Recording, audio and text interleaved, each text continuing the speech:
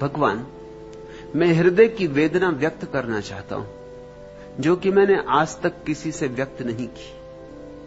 मेरे मन की हालत खंड खंड हो गई है। एक तरफ सत्संग का प्रेम और परमात्मा से मिलन की चाहत, और दूसरी तरफ भौतिक काम वासना की तरफ हर पल का झुकाव। आज प्रौढ़ावस्था तक उससे छुटकारा नहीं पा सका हूं। समझ आती है तो अधूरी रहती है, और स्त्री शरीर के अनेक अनुभवों के बावजूद भी और ज्यादा वृत्ति तंग करती है। सब अच्छी कही हुई बातें और सिखावने बाहर ही रह जाती। मैं वहीं का वहीं, सब भूलकर लोलुप हो जाता हूं। वासना मन को घेरे रहती है, स्वप्न में भी वही चलता है। किस क्रिया से मैं छुटकारा या समता पा सकूं, वह रास्ता दिखाएं, कृपा करें। राधा रमन, अभी मैंने जो कहा उस पर विचार करना।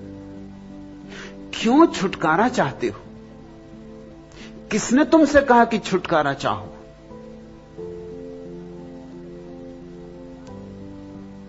छुटकारा चाहने की चेष्टा में ही उपद्रव हो रहा है। वासना को अंगीकार करो। प्रकृति से मिली है, तुमने कुछ बनाई नहीं। अगर कोई कसूरवार होगा कभी तो परमात्मा कसूरवार होगा, तुम कसूरवार नहीं।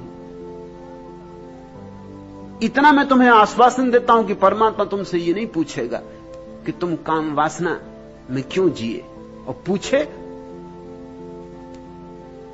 तो उसका कॉलर पकड़ के हिला देना और कहना कि दी थी तुमने, मेरा क्या कसूर था? ना बनाते। नहीं, परमात्मा ने कभी किसी से पूछा नहीं। कैसे पूछेगा?